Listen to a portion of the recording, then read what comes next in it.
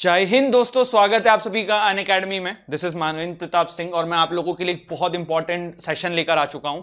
अभी आपको पता होगा अनअकैडमी ने टीवीएफ एस्पिरेंट करके एक सीरीज जो है वो लॉन्च करी है और आपने वो देखा होगा और बहुत अच्छे से एंजॉय किया होगा, काफी कुछ सीखा भी होगा। और आज के सेशन में हम यही बात करेंगे कि इस सीरीज से हम ऐसी कौन सी 5 चीजें हैं जो ले सकते हैं। इस सीरीज से ऐसी कौन सी 5 चीजें हैं जो हम हमारे डेली लाइफ में इंक्लूड करके यूपीएससी की अपनी इस जर्नी को थोड़ा सा आसान बना सकते हैं।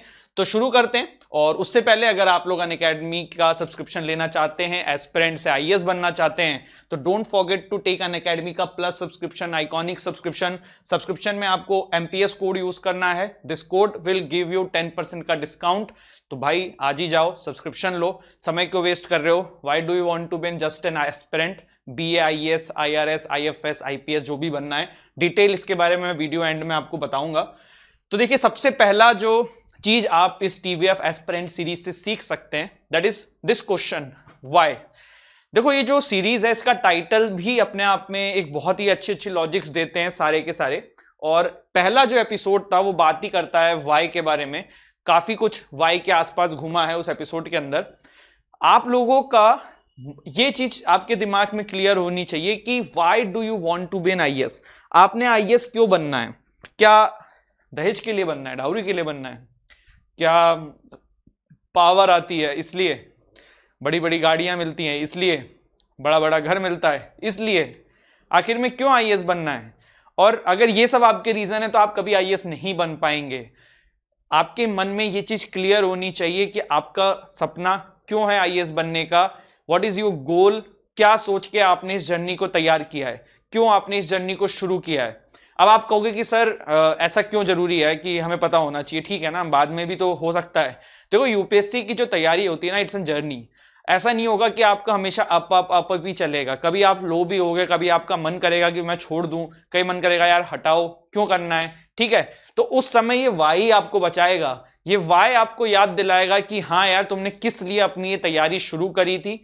और एक चीज आप लोग हमेशा अपनी तैयारी में कर सकते हैं कि ये वाई जो है ना, इसको लिख के अपने सामने चिपका लीजिएगा। क्योंकि इस जर्नी में काफी बार लो होगा, काफी बार मन ऐसा होगा कि हटो यार, पीछे चलो, रहने दो। तो उस समय इस वाई को देखिएगा और जरूर आपको वापस अपना सब कुछ याद आएगा, जो सपना देखा था आपने, किस लिए देखा था, और फिर वापस से मेहनत से तैयारी करिएगा। तो this why should be clear. और वो अलग बात है कि देश की सेवा करना, ये तो एक कारण होना ही चाहिए और ठीक है, लेकिन इसके अलावा और भी कोई कारण है तो वो भी आप लिख सकते हैं, लेकिन इट शुड बी जेन्युइन और वो अंदर से आना चाहिए। ये नहीं कि पड़ोसी के लड़के ने आईएएस बनाया तो आपने भी करना है। ठीक है, this should not be the case.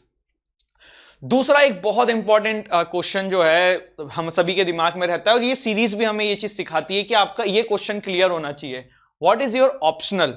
काफी सारे स्टूडेंट मुझे मिलते हैं जो इस बात को कहते हैं कि सर उस टॉपर का ऑप्शनल ये था तो मैं वो ले लेता हूं, या फला ऑप्शनल जो है काफी इजी रहता है तो ये ले लेता हूं, या सर ऑप्शनल क्या लूं, 3 साल बाद ऑप्शनल चेंज करते हैं। देखो, इस सीरीज के अंदर ये केस था कि इन भाई का जो है ऑप्शनल इन्होंने लास्ट ईयर में अपने आके चेंज किया और दिखाया गया है सीरीज के अंदर कि ये आईएएस बन गए थे। बहुत अच्छी बात है। बहुत सारे ऐसे केसेस भी हैं जिन्होंने लास्ट अटेम्प्ट में अपना ऑप्शनल चेंज किया होगा और आईएएस बने होंगे, आईपीएस बने होंगे, आईआरएस बने होंगे। लेकिन आप ये गलती ना करें। ये सीरीज से आप सीख सकते हैं कि हमें ये गलती नहीं करनी है। आप ये सोचिए, इन्होंने अपने 4 अटेम्प्ट स्टार्टिंग के खराब किए जस्ट बिकॉज इनका ऑप्शनल सही नहीं था, जो कि प्री तो इसमें दिखाया गया इन्होंने हर बार क्लियर किया था। I think 3 bar pre clear किया हुआ था। तो प्रॉब्लम यहां पर यह आती है कि देखो, ऑप्शनल जो है ना, एक बहुत बड़ा पोर्शन कंसिस्ट करता है आपकी प्रिपरेशन का। ये आपको काफी ऊपर नंबर ले जा सकता है। If I am not wrong, Kanishak Kataria जो अभी यूपीएससी के टॉपर निकले थे, उनका मैथ्स ऑप्शनल था और उनके 350 के आसपास मार्क्स आए थे। ठीक है, तो आप देख सकते हो कि ऑप्शनल जो है वो कितना इंपॉर्टेंट रोल अदा करता है आपकी प्रिपरेशन के अंदर।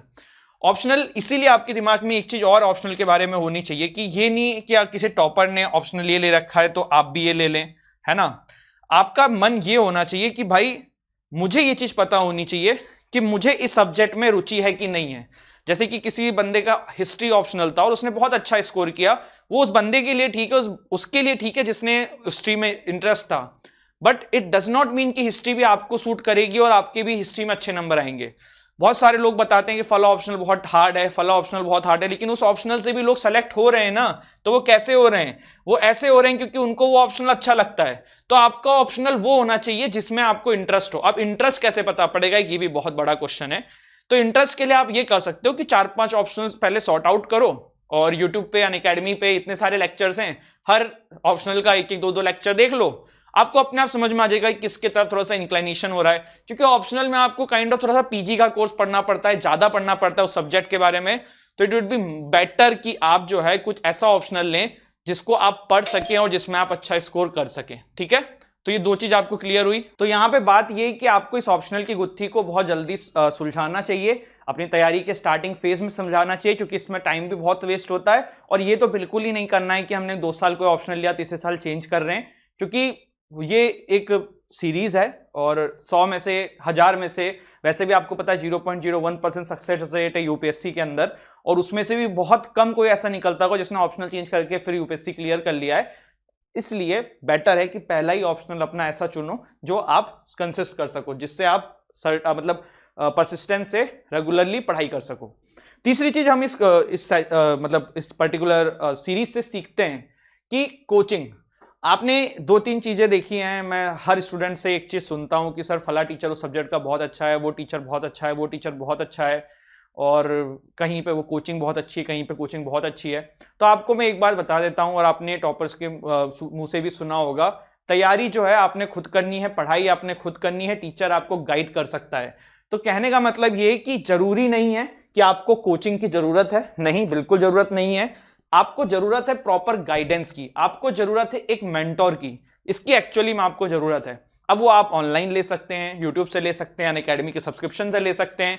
It's not necessary to go to Delhi, Rajendra Nagar जाइए, वहां पे रहिए, पढ़ाई करिए, कोई जरूरत नहीं है, कोई मतलब नहीं है। ठीक है, आप अपनी तैयारी अपने हिसाब से करिए, आप एक गाइडेंस लीजिए, एक अपना मेंटर चुनिए, उनसे ऑनलाइन ऑफलाइन जैसे भी तैयारी आप करना चाहें करिए।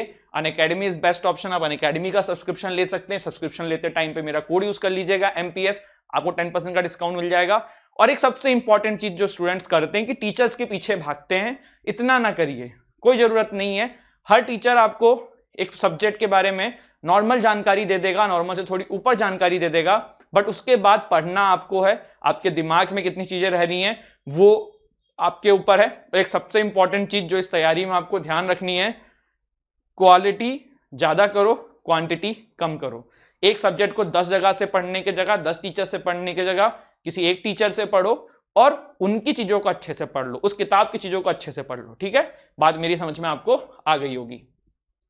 एक चीज इसमें कही गई है कि आपके फ्रेंड सर्कल अच्छा होना चाहिए। ये दिख रहा है, पूरे सीरीज में दिख रहा है कि सारे के सारे स्टूडियस थे, पढ़ने में अच्छे थे।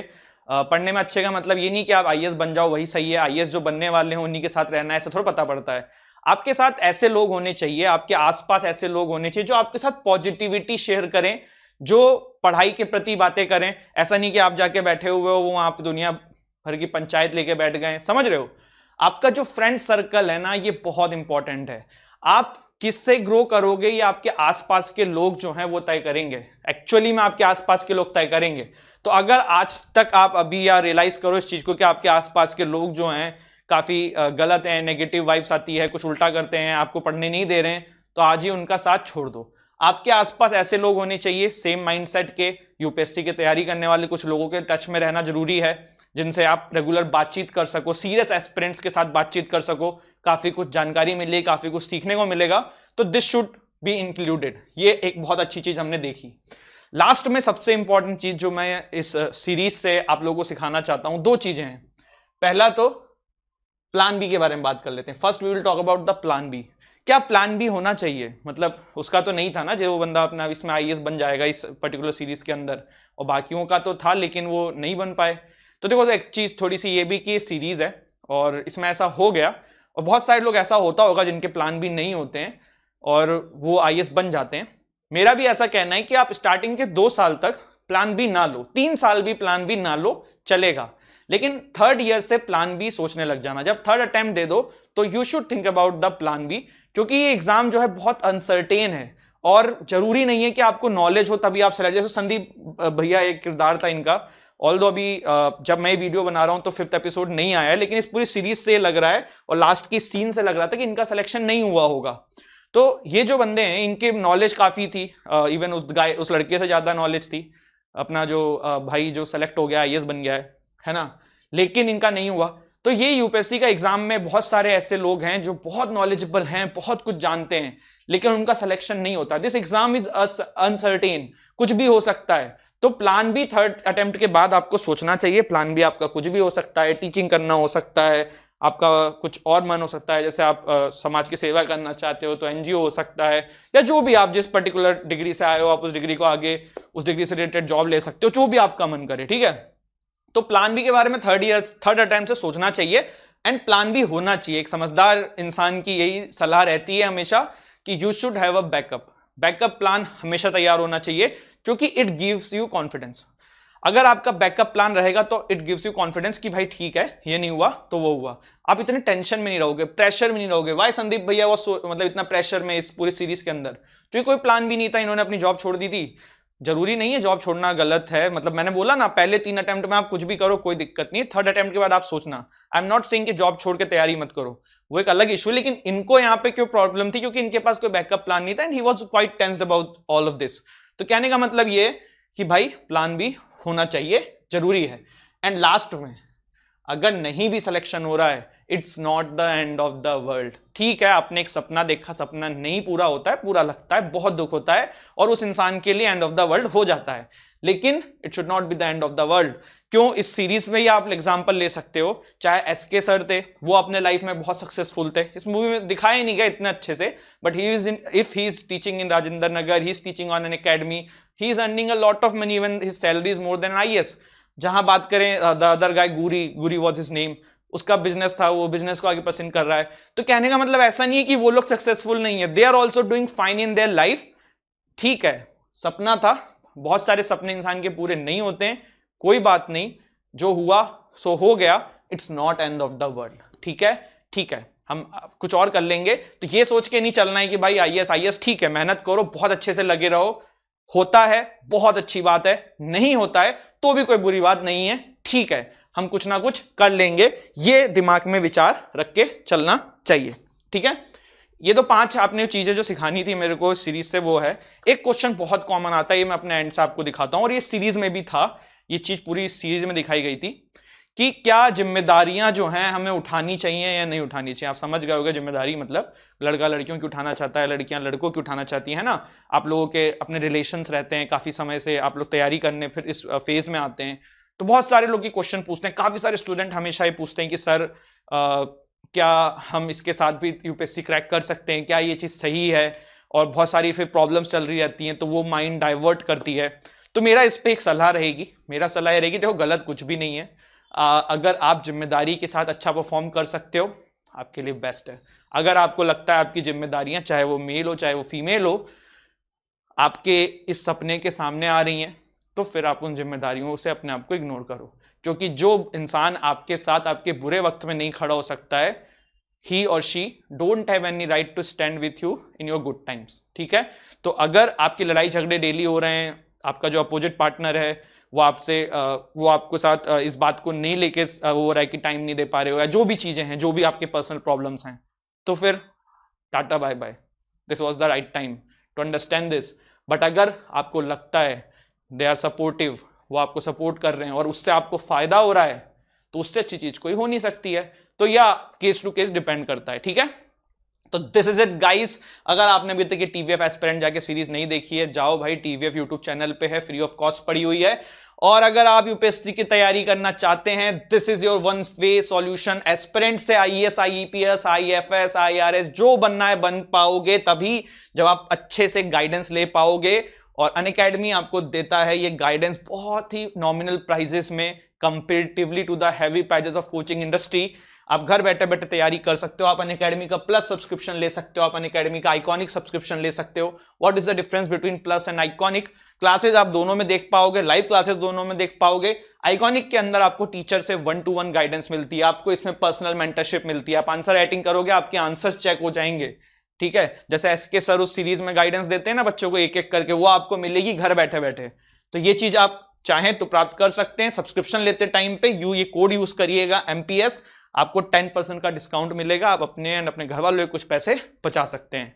तो आई होप गाइज आपको सेशन अच्छा लगा हो एंड आप अनअकैडमी के और भी बहुत सारे इनिशिएटिव्स एंड टेस्ट सीरीज हम फ्री ऑफ कॉस्ट देते हैं। अनअकैडमी की कॉम्बैट प्रतियोगिता होती है, आप ऑप्शनल की तैयारी भी हमारे साथ कर सकते हैं। तो पहले अपना ऑप्शनल चुनिए और उसके लिए भी आप अनअकैडमी का सब्सक्रिप्शन ले सकते हैं। GS प्लस ऑप्शनल का सब्सक्रिप्शन लेंगे तो स्पेशल डिस्काउंट है। इतने बेस्ट टीचर्स इंडिया के आपको पढ़ा रहे हैं भाई, इनसे पढ़ने की अपॉर्चुनिटी क्यों गंवाना है। तो आई होप गाइस आपको ये वीडियो काफी अच्छी लगी हो, काफी कुछ सीखा हो। अगर सीखा है तो भैया जाइए इस वीडियो को लाइक कर दीजिए, अपने दोस्तों के साथ शेयर कर दीजिए। अगर आप अनअकैडमी पे मेरी क्लासेस अटेंड करना चाहते हैं तो आप अनअकैडमी ऐप पे मानवेंद्र 28 से मुझे सर्च कर सकते हैं, वहां पे मुझे फॉलो कर सकते हैं। अगर आप मेरे टेलीग्राम चैनल से जुड़ना चाहते हैं तो @unacademy मानवेंद्र सर्च करिए, आप मेरे टेलीग्राम चैनल पे आ जाएंगे। तब तक के लिए ध्यान रखिए। जय हिंद, जय भारत।